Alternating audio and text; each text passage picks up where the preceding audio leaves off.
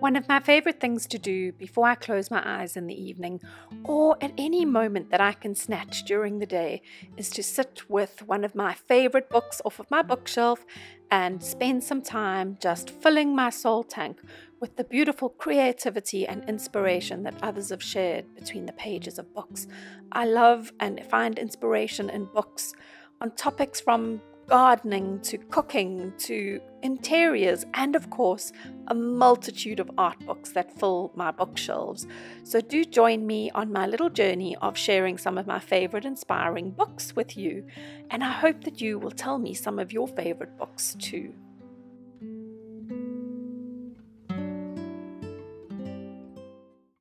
Hello and welcome to my studio for part 2 of my favorite books. Now, as I said in my part 1, I think I've got a little bit of a problem. I absolutely love books, but I was so reassured to read that so many of you do as well. So much of my creativity comes from the beautiful things that other people have shared in the books that they have written, from art books to cookery books to gardening books to home decorating books. There's just so much creativity and inspiration to be found in the covers of books. So there is no ways that I would be able to share with you my top 10 books or my favorite art books, etc. So I decided to start a series of videos called My Favorite Books. And if you missed part 1, you can go back and have a look at it. It is saved on my YouTube channel. And today is part 2, where I'm going to share just 3 more of my favorite books that I love to turn to.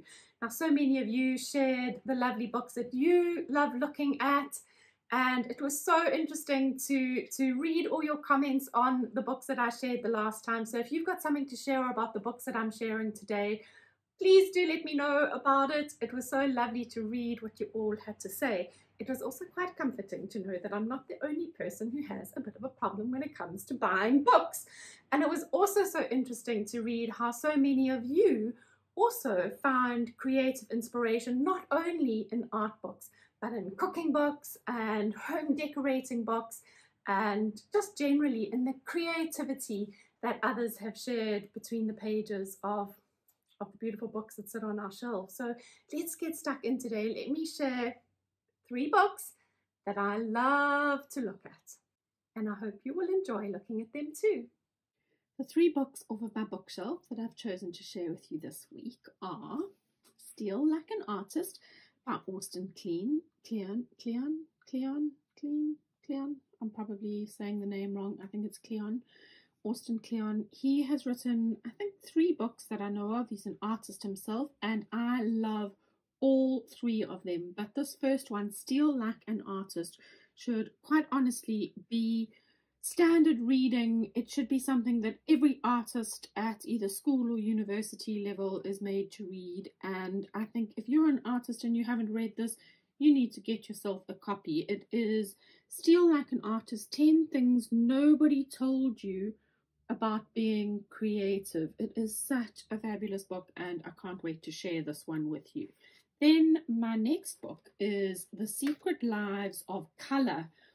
If you love color as much as I do, I'm sure you are going to really enjoy this one.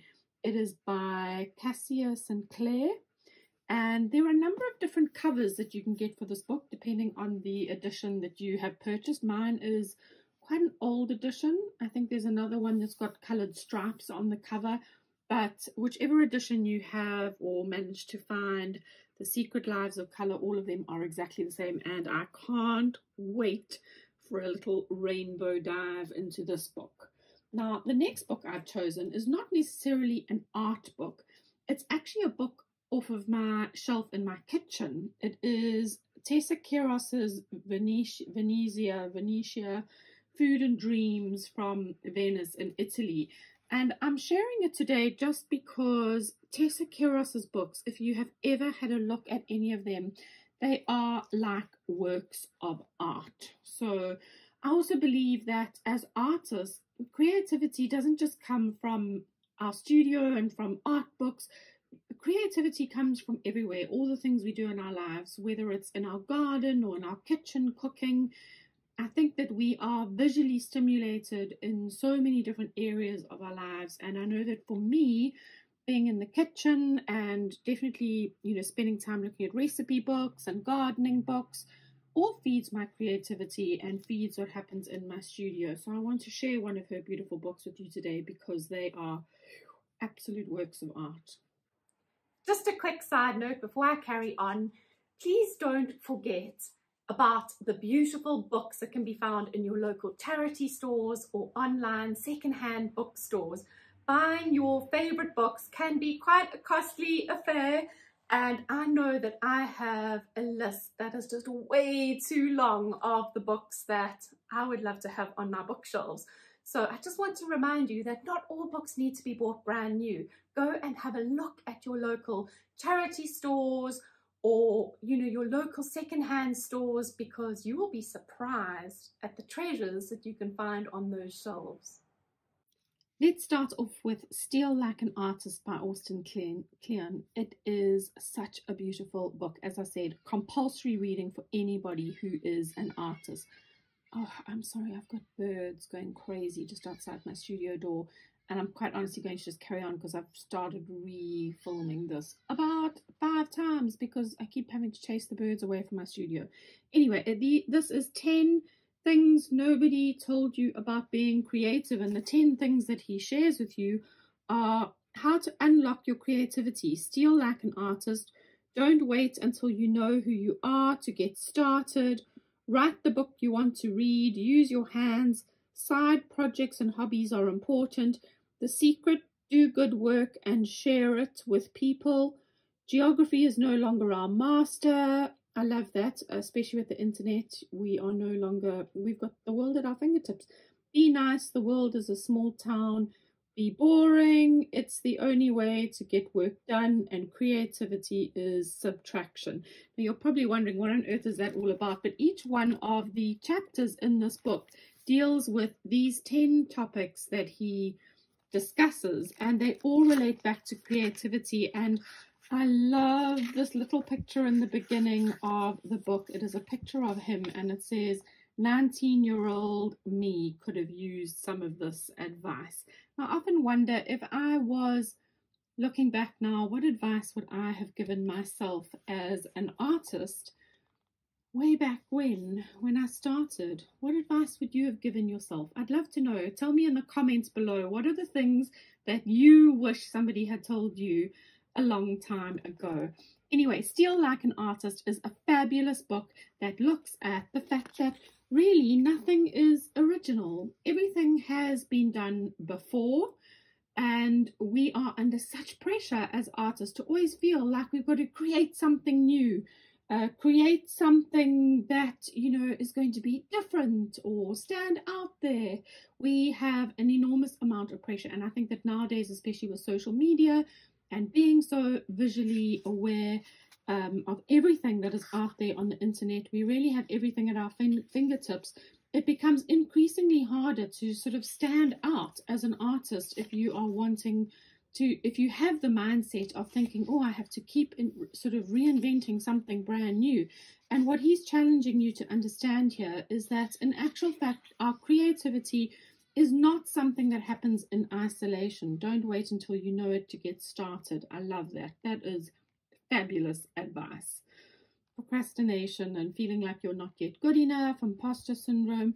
Anyway, I digress. What he is saying is that get started with creating the artwork. Fake it till you make it, because nothing has been done. Everything has been done already. The trick to being creative is taking the things that stimulate you and how can you make them your own. In other words, steal like an artist. We are so influenced by things that we see or artists whose work we love. Everything that we create as artists has been influenced by something in the past, be it in our own story, our own experiences, the artists who we love and follow. And so in actual fact, we're really just stealing from previous ideas and things that we've had.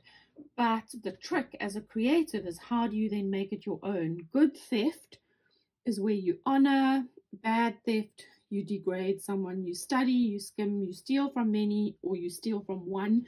Stealing from one is, you know, when you maybe take an artist's work and you completely copy it and put it off as your own. This is not what he's talking about. He's talking about how we theoretically sort of steal from a multitude of different places.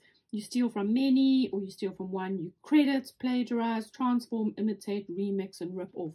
So our theory of theft is basically associated with all of the things on this side. And what he's saying is that in actual fact, good theft is where we honor all of the influences we've had over our lives. We study them, we find the things that we love and enjoy from a variety of different places. We give credit to people who influence us. You so often hear of artists who say, oh, you know, I've been inspired by, well, for example, for me, Matisse, his use of color is amazing. You know, there's so many old masters that I can give credit to that have really transformed my journey.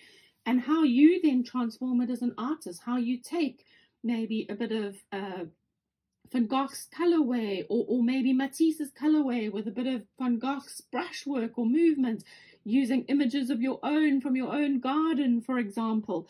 But everything we do comes from somewhere and is influenced by those that have caught our attention in the past.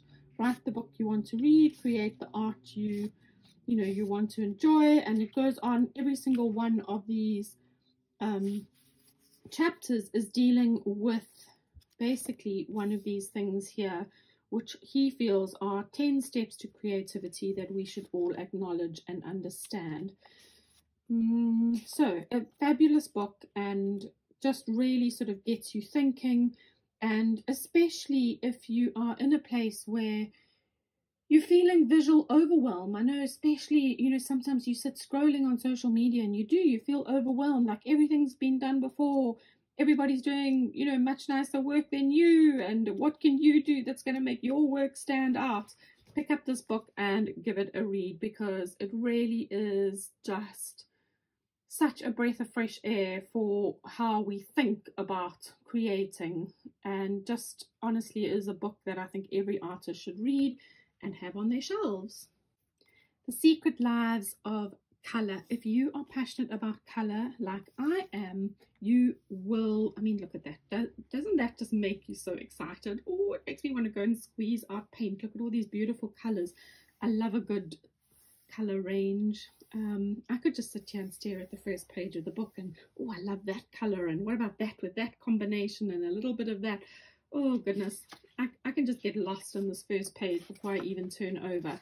But anyway, what this book is, oh, the purest, most thoughtful minds are those which love color the most. What a thought. So basically, he goes through the various sections on color, from neutrals to yellows to oranges to pinky reds to purples, blues, greens, browns, your blacks and your grays and your charcoals. And he goes through the color spectrum, and they basically give you little lovely stories and anecdotes all about these colors. For example, where they originated from and how they came about. I mean, ginger, so just some of the names alone are just delightful. Amber, saffron, Dutch orange. I mean, the names are just are gorgeous. Imperial yellow. And what they do is they give you the little story behind how these colors came into being. So it's a little bit of art history, or should I say color history, a little bit of history behind color, a little bit of sort of interesting information about color, how it's where these colors that we paint with originated from, and where they, you know, how they've changed over the years. I mean, Isabeline, is that a name of a color? How beautiful. Isabella was, by the standards of her day, exceedingly beautiful. So they named a color after her. You can go on and read the story. Whitewash, ivory. I mean, the colors in here are just gorgeous. Fluorescent pink. Cochineal. If you know anything about color, you will know that that beautiful deep red color came from the beetle, the cochineal beetle. Anyway, it is just such an interesting book. Not many pictures, so it is more reading. But the interesting thing about it, though, is that you don't necessarily have to read the book cover to cover. You can go on and find a color that, you know, that might interest you. Oh, Egyptian blue. Let's see where that is. Okay, so let's take a color like cerulean. You don't need to read the entire book. You could maybe just go if cerulean is a color that you love to use. You could go on and read just about cerulean. So it just gives you such lovely information about the different colors, and perhaps if there are certain colors that you use, or even colors that you don't know about. This is a lovely way to find out about different colors, how they came into being, and how they've been used over the centuries, what materials were used to make them, which are made from natural. I mean, Payne's Grey, it's a color most of you will know about, and it was actually named after a watercolor artist who developed the color. And anyway, I just absolutely love this book, and it is such a treasure, and I find it so interesting, and I'm sure if you love color, it is something that you would love as well. So I wanted to share it with you, and as I said, lovely to just, when you have a moment, to be able to pick it up, turn to a color and read just about that specific color. I'll read you a little bit of the blurb at the back. The Secret Lives of Color tells the unusual story of the 75 most fascinating shades, dyes and hues, from blonde to ginger, the brown that changed the way battles were fought, to the white that protected against the plague, Picasso's blue period, to the charcoal on the cave walls at Le Croix. No, I'm probably saying that wrong. Le Croix. Acid yellow to Kelly green, and from scarlet woman to imperial purple. These surprising stories run like bright thread through history. In this book, Cassia Sinclair has turned her lifelong obsession with color and where they come from, whether Van Gogh's chrome yellow sunflowers or Punk's fluorescent pink, into a unique study of human civilization. Across fashion, politics, art, and war, The Secret Lives of Color tells the vivid story of our culture. And I think that is the lovely thing, is that this is really a book that's just so much more than just being about color. It is about culture. It's about people's history. It's about beautiful stories. And so I hope that you will look out for this one if you love color. Now, I know that most of you here following me are probably artists. Maybe you even hate cooking. I love cooking. I love being in my kitchen. And I find both my garden and my kitchen are like an extension of my creativity. It's all about a creative life. I think if we're artists, we don't necessarily create in isolation. We tend to find creativity in a number of different places, not only in our paint box, but maybe it's in your garden, or how you dress, or the beautiful food you make. We all find many areas of creativity, and the kitchen is definitely a place of creativity for me. And for that reason, Tessa Kiros's books are just the most beautiful works of art. I mean, I have to show you just the cover of this book. Look at those beautiful blooms. You all know how much I love flowers, and the beautiful gold detail on the book. Her books are full of the most glorious photography and just so beautifully curated with such fabulous photography. I mean, just if you love Venice alone, this book will intrigue you. It's all about her travels to Venice and the food that she encountered in Venice. But the photography, just look at those colors. We're not even talking food here. So please, if you're an artist and you hate cooking, please don't disappear because you think, oh, I'm sharing a cooking book. That's definitely not for me. What I want to show you is how inspiring a multitude of different books can be for us. And a lot of the time, the books that land up on my shelves are because they are visually stimulating, whether it is even a cookbook, for example. Look at these gorgeous colors, these aubergine purples with the beautiful greens and the sage tones. I mean, and then the stripe. Look at the pattern, the stripes in nature and then the stripes in the fashion. I mean, I can take so much visual information from an image like this. And I mean, it's a cookbook. And yes, I have cooked from this cookbook before. Her recipes are absolutely delicious. And I have used this as a cookbook before. But her books are just such works of art in terms of even just the little still lives that are set up.